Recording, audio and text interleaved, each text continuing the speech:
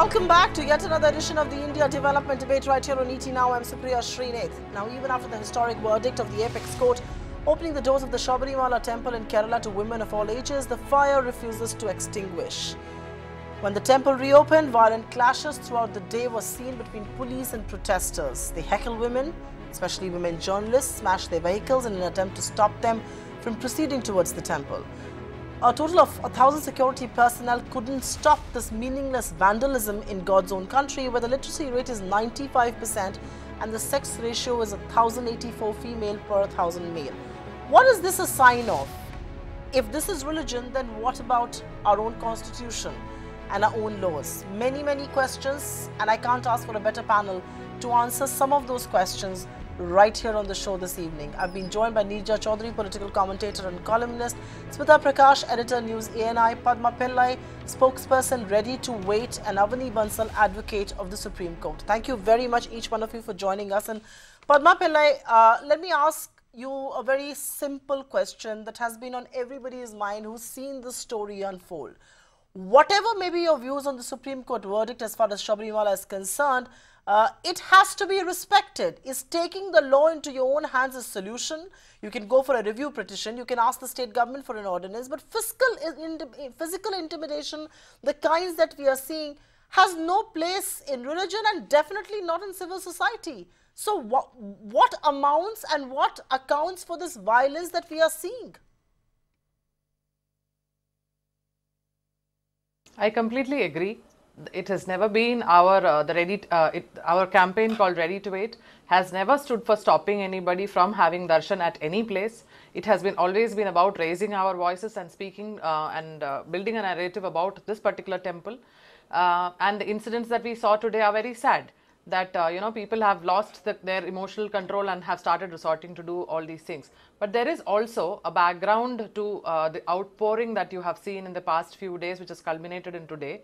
There is a section of people who are still being peaceful, still doing only prayer protests and still doing only the prescribed democratic ways of protests. Even they are being arrested. But there are a group of other people also who have entered after seeing the kind of the kind of mass movement that has happened because of the outpouring of emotion in Kerala. And the politicians have also come in. It's a natural process, and that's how the situations have come this far, and we cannot be held responsible for this, because our goal has always been to build a narrative, to approach the courts, to speak to the legislature, to speak to the parliament, and that's what we have been continuously trying to do. That said, the Kerala government has a big role to play in how this whole thing has panned out. Now, if you notice that the Kerala government in the recent past have given scant importance to many Supreme Court judgments, including one which is of very highly religious nature in a church in Pervam, where one section of the devotees who are a separate caste inside the Christian denomination that the church is for, were not allowed inside the church, and the court had overruled that and all that, but the government did not take an action. But when it came to Sabarimala, this leftist government has done only provocative things. And 5.5 crores of Ayyappa devotees in the state need to be answered about what needs to be done. This is not Padma the way Pillai, I will have to come in there. Padma Pillai, I will come back to you for a second answer. You will have to bear with me. I will come back to you for a second answer. You're raising an important point and you're bringing the whole political angle to this. I'll take this across to Smita Prakash. Avani, I know you have a finger raised. I'll come back to you in just a minute.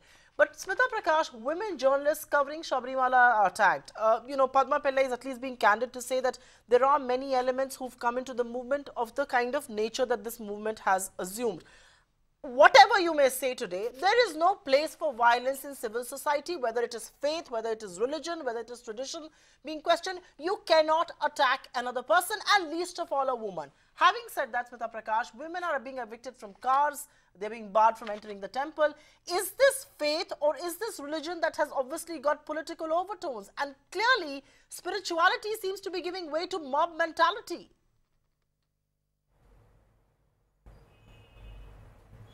Look, when it comes to violence, there is no ifs and buts. There is no explanation. There is no excuse which is worth its while.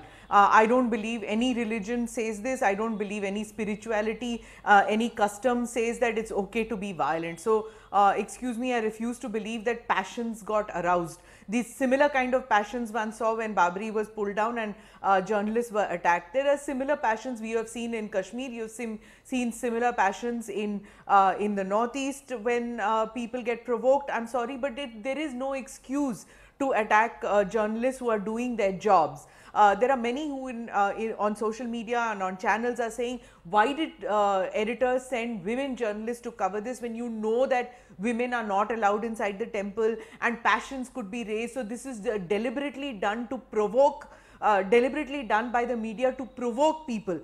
This is not, today in 2018, are you going to say, tell news channels or tell reporters or tell news media that you cannot send women to cover a particular story? Women will cover. Women are going and doing everything. I'm sorry, you cannot tell women today not to cover a particular story just because it's going to hurt the sentiments of devotees who are protesting about women entering into a temple. They are telling a story. The women were there to tell a story about what is happening, what they are seeing. They are not part of any movement pro or against. They are doing as per their jobs. So it was absolutely ridiculous for anybody to say that it was a provocative step for editors to send news reporters, and hats off to those girls who were covering that story. Absolutely. Now, Smita Prakash, you raised a very important point. You can't keep women out of work in the name of God. We do our duties. We do ground reports. We go cover events in the field. I know the security and safety of a journalist is important, but my gender can't decide which story am I going to cover tomorrow and not cover. Having said that, I'll go across to Neerja Chaudhary. And Neerja, while disgusting attacks have taken place against women journalists, and you know, the kind of treatment that one is seeing of the women who want to go to the temple is very shocking. All of this is happening in the name of God. What about the state police, the intervention there? Have the authorities failed? Because this is a law and order situation more than anything else right now. Let's keep faith and religion out of it. We will discuss that next. But isn't this failure of the law and order machinery, the intervention that should have happened?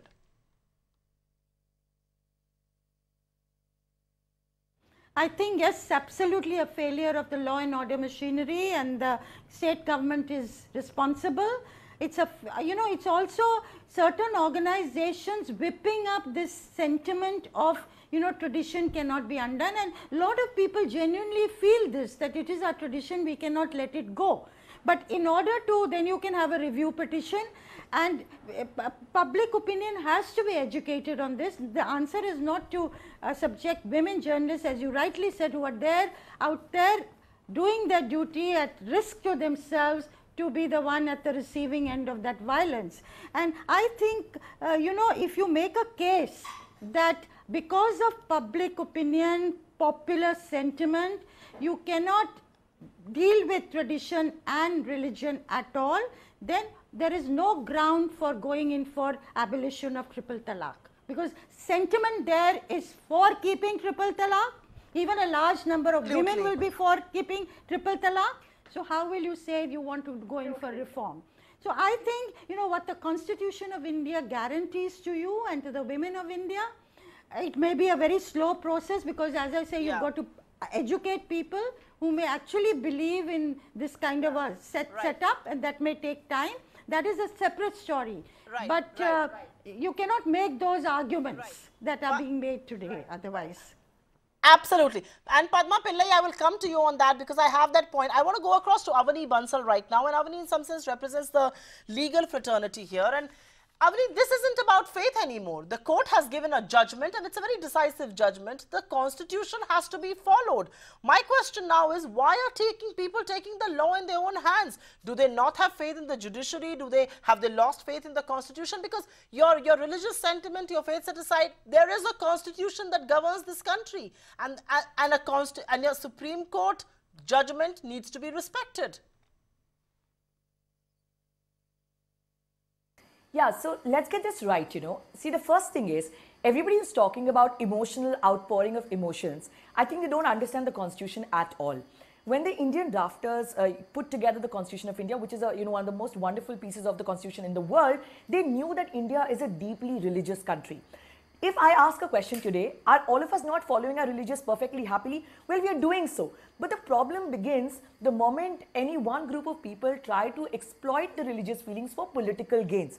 Now here we are trying to create a fear that, oh, Hinduism is in danger. First things first, let's just talk about a few factual points. It's not the first time that the Supreme Court has interfered in a matter of religious question. For example, on a similar question whether women should be allowed in the sanctum sanctorum of the Haji Ali, Supreme Court said, well, women should be allowed. Recently, we know triple talaq, the Supreme Court interfered in. So it's not like any one particular religion is being discriminated against. Constitution does not operate on emotions. In fact, the Constitution was brought into force to take care of the minorities. So you can't do this, that you get a group of gundas, you get a group of 1,000 people and they start protesting and you say, well, look at the emotions, there is a background to it. Well, obviously there is a background to it. But the Supreme Court does not decide either on the basis of numbers or on the basis of emotion. The Supreme Court decides on the basis of few principles which are enshrined in the Constitution, which are right to equality, which are right to discrimination. The question that we need to be asking is that, is there something about a woman that she cannot practice a religion just like men can? And just while we are at it, one more point I want to add is, unfortunately, it's just that women today in India are not political constituents for political parties to care about. They still care about the Hindu vote. And that's where Avani, I'm sorry, I'll have to. Women don't care. I mean, you look at the silence on Me Too movement. Avani, I'm going to come to you on that. Not treating women as Avani Bansal, just give me a minute now because I want to take this point that you made. Avani Bansal, give me a minute. I think you make a very important point that as a political mass vote bank, women are still not one block that will vote. We will vote as Hindus, we will vote as Muslims, we will vote as Dalits, non-Dalits. That is how voting in India happens, and that's what's being exploited. But I think there's a larger point that I wanted to bring to this debate, and both you and Nirija Chaudhary make that point. Padma Pillai, the Supreme Court verdict invalidates triple talaq. It lists ban on entry of women in Sabarimala. And they are both upheld that religious traditions and practices cannot be allowed to violate a woman's constitutional equality right. How can then this be hailed as, as being anti one religion when it's Sabarimala? I mean, this is political opportunism, if anything. See, first thing is that comparing Sabarimala to triple talaq, where talaq or a divorce affects a woman's rest of her life, whereas not entering Sabarimala does not have a direct impact on her life other than the psychological feeling of having gender equality there. Triple talaq affects her physical life. Let's go into the Constitution. I'm sorry, you can't turn your face away from that. No, she is a lesser being because she doesn't enter a temple, Padma. What? It may not impact her livelihood, it may not impact her being, but the reality that you're not being allowed to enter a temple because of your gender is a bearing. I'm no lesser being that I can't enter a temple, but okay, go ahead, make your point there. It's a cycle. So it's not the same. It's apples and oranges. Okay, to me, a woman's physical, social, financial life and a woman's psychological feeling about it is not the same platform. That's for me. But let me come. Fine. Let me come to the part about Constitution and everybody saying that the Supreme Court has spoken and that we'll all listen to it. This is not a judicial state. This is a democratic state. We are not protesting against the judiciary, and we have made it very clear from the beginning, the day one, that we are asking the state government to deliberate about ordinances. We are asking the central government to talk about bills, because the Constitution is a social contract that the people of India have given to themselves. We have surrendered our rights to the country and adopted duties. So in return, the country also promises us something. And I will read out the Section 4 of Places of Worship Special Provision Act of 1991, which is completely violated and thereby affects my Article 25 entirely. It is hereby declared that the religious character of a place of worship Section 4 was something that was debated. I don't think we should necessarily read out. Shall continue to be the same. Look at the notifications which came in the year 1955-56. Okay. 1 second, ladies. One second. Avani, give her a minute to finish her point. You don't have the patience to listen to what my point. I'm really sorry. Give her a minute to finish her point. No, go ahead. I'm saying that it is promised by the Constitution. It is, it is promised by the Constitution to the citizens that the religious character of a place of worship existing on the 15th of August 1947 shall continue to be the same as it existed on that day. So you have, with the judgment, the Constitutional bench has broken this promise. That was extended to us, right? So we are demanding that the democratic system of this country, including the Assembly and the Parliament. Okay. Padma, give me a minute because I think Avani wants to come in on the legal point. This is an emotive issue. And, you know, I think at the moot point of this issue is, can traditions be broken, questioned, set aside with changing times? That is the moot point of this argument, but I will let it slip into the legal flood race right now. And Avni, come in there. What's the point that you want to make on this part of the Constitution that Padma is rightfully quoting? I will agree with her that this was a part of the Constitution that was set. See, this was not an untouchability issue here. Can I speak, please? Is it? Yeah. So see, this is not an untouchability issue, right? But the question was that what we see, the discriminatory practices against women were very much similarly applicable to different castes in India. So for example, a lot of castes were considered to be untouchables. When the Constitution of India came, it didn't come for one majority of people, it came for everybody. And it laid down principles which are equally available for everybody. So, you know, B.R. Ambedkar, when he writes the Constitution, he says the Constitution is supposed to act as social emancipation, as a social emancipator. We can't forget that there has been a history of discrimination against women. And the very point that's being made, that women and men are like oranges and apples, that I think is, you know, the elephant in the room. If you think that women are apples and oranges, they're so different. What rubbish! I made the comparison between triple talaq and Sabarimala. In the same way that men can. That's exactly sad. the point that's being made. What No, a no, one gross second. misinterpretation. Okay, Avani, 1 second. Okay, and the okay. Constitution No. protects 1 second, women 1 second, equally. Avani. I don't think Padma Pillai compared men and women as oranges and apples. No, 1 second, Avani. Nobody shouts louder than me on my show. That's the first rule. But jokes set aside, I think she didn't mean men and women as apples and oranges. She meant triple talaq and Sabarimala as apples and oranges. I disagree with her on that count, but that's a point of view and I respect her point of view on that. But Smita Prakash, I want to take the politics in this entire space and come to you. Temples, I know, are in state list. They're not even in the concurrent list in the Constitution. So the centre really has no role. In fact, it's not even a party in the Supreme Court. But does the central government need to prove its stance? After all, it's the BJP Kerala that's leading this protest. The Kerala BJP unit chief is the one who's, you know, at the forefront of this protest. More than centre and state, it's the political parties which are involved, and certainly there is politics in this. There's going to be more and more of this this kind of politics that you're going to be seeing in the months to come before elections. So, you know, who wants to be on the right side of this? Does any political party want to stand by obscurantism in this? Doesn't it want to be seen as a progressive political party? Because it's not just about one temple anymore, you know, it's not just about entry into a temple. Today there is a kind of a victory for the Me Too movement and the fact that Mr. M.J. Akbar has quit today a short while ago. So, you know, while women journalists are celebrating on that, on the other side is this women journalists not being allowed to do their jobs in Kerala. So, you know, just look at it in the sense that which political party wants to be seen today on the side of those who say that women ought not to go somewhere. So they really need to think whether it is the left, whether it is the Congress, whether it's the BJP, or whether it's the non-political RSS or what they call non-political RSS. Who do you want to be seen with really, and whose vote is so important to you?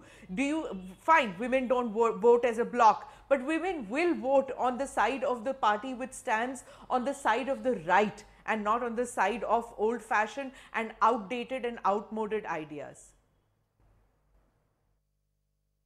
I hope some women will do that, because what is most shocking to me is not the sight of men, but a very depressing sight of women searching vehicles and evicting women out of those en route to Sabarimala, you know, young women. Nirja Chaudhary, this is misogyny of the worst kind. The worst discrimination against women actually doesn't come from men. It actually comes from women. It is a barrage of women out there who are looking through every vehicle that's en route to Sabarimala, pulling women out if they are in that age that they figure that they should not be visiting the deity. I mean, all in the name of God.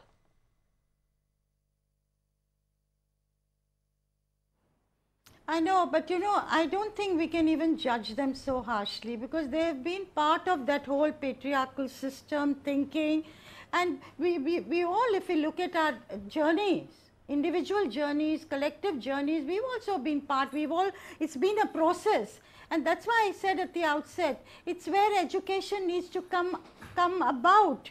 and where you need to create public opinion, women's opinion, and once that starts to happen, there's no stopping the women of India. That is an energy lying out there, and I often say this, that I feel this century belongs to the women, and particularly to the women of India, because that will transform this country. And what we are seeing are milestone moments. I said Nirbhaya was a milestone moment because she became the icon of a nation, not as somebody to be ostracized. Today also, as you know, through the Supreme Court, you want to enter the temple and there is resistance. There will be a counter fight. I mean, often conflict is inherent in change, and sometimes convulsions also accompany it. So this is a journey forward that we are taking, you know, one step at a time, sometimes a leap. Padma, I don't know if you agree with this, that this is a journey, and you know, even at the cost of respecting your faith and your tradition, it is very disturbing for me to see what is happening. Violence, I don't think any deity, any god, we're talking on Durga Ashtami. I mean, who would endorse violence against women, women being discriminated against? But will you agree with me, and I think this is the point that you made early on, will you agree with me that the Sabarimala issue at many levels has been rigged up by PIL litigants and not real faithfuls? I mean, I believe faithfuls wouldn't endorse violence in the name of Lord Ayyappa. Yes. Surely, that is a very critical question, because the PIL was itself filed not for the right to worship, but for the right to gender equality. None of the appellants in the PIL asked for the right to worship. That is very strange. It has never happened in the probably the history of this country that people are asking for the right to enter some place of worship, not to worship but for gender equality.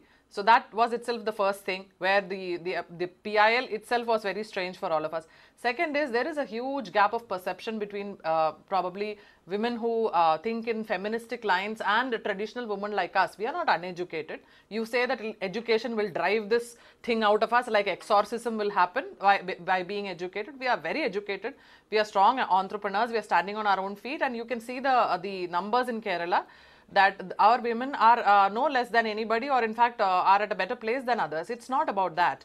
It's about when somebody is in that sphere of faith. The faith, his belief, his deities become as important to that person as your job to you is. So it's about sentiments. You cannot separate these two things, because when you say that somebody's livelihood, yes, I feel hurt that a female journalist or a male journalist is being beaten up. Yes, I feel hurt because he or she is just doing his job, and he should not be. But the fact is that as important as a dignity to do a job is the dignity to have beliefs, and to be ridiculed and to be told repeatedly that your beliefs are archaic, are not acceptable in this society, when the Constitution clearly gives no, I don't think anybody is saying that. No. The kind of language that the progressives are using against all of us is deplorable.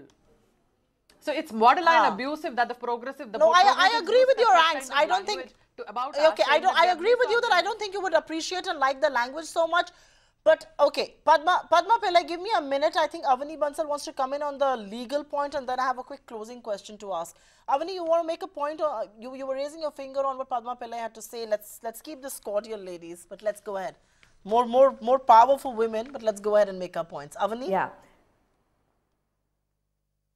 Yeah. See, one thing that I find deeply problematic is this division of women between true devotees and not so true devotees, or feminist women and traditional women. We're all women, and we're all talking about women's rights. Now, it may be that there is differences of opinion. We disagree on how we want to worship, how we want to pray, what is the relationship we want with our Lord. Do we want the priests and the tantris to tell us what is going to affect the celibacy, or we want to have a direct relationship with the Lord himself? So there's some kind of an enlightenment, I think, that's going on within Hinduism, and women are playing sort of a catalytic role. So while we may disagree, see, law lays down a very clear boundary. Law says everybody is free to practice their own right to religion unless it starts interfering with somebody else. So I am hurt and you're hurt. Well, that doesn't take the debate forward. What takes the debate forward is you are free to do whatever in your own domain, and the Constitution and the law fixes a domain for you. I am free to do what I need to do in my domain. The moment I start interfering your rights, that's when law steps in. So in this country, it's very important to come in there. Everybody is free to practice their religion the way they like. Fair point. Can I indeed. answer? Smita Prakash, a quick last word to you. There clearly are two Can I sides answer? in Kerala on this issue. I will come to you. I will come to you. Please keep this very brief, Smita Prakash, because I will get a closing comment from Padma Pillai as well. In Kerala, there seems to be a clear divide. There is one group that is stopping vehicles en route, Sabarimala, evicting women, assaulting young women. And the second group of people who are standing in pouring rain and are listening to a chief minister who says discriminatory customs have no place in society. It's today a question of where does Kerala stand in many ways? I don't understand really what the question is. I mean, but I'll just say this much, that whatever the law is, upholding the law is the job of the government, and allowing the media to report is what people should be doing. If they are stopping either from taking place, it is the people who are at fault, whether they are doing it in favor of the temple, or whether they are doing it in favor of the government or a political party. Whatever it is, sentiment has no role to play when it comes to law and order. They have to see to it that law and order is maintained. It's the job of the state government to ensure that everybody is allowed to pray in peace, everybody is allowed to cover the news story in peace, and that is something that needs to be done by the state government, and political parties should adhere to the law. I'm sorry, there is no scope for saying that this is against Indeed. my sentiment and that's why I got violent. There is something called a rule of law, and every political party and every devotee and every faith has to adhere to this, which is why we are not a banana republic. We are a rule-governed society. The Supreme Court has given a decisive verdict that should be respected. There are recourses to this. File for an appeal, go for an ordinance, do all of that, but don't attack women, and especially don't attack women in their line of duty. Female journalists or women journalists are out there doing their job. Attacking them doesn't make you a bigger devotee. In fact, it makes you a weaker man. Thank you very much for being with us on this edition of the India Development Debate. Up next is Top 10 at 10.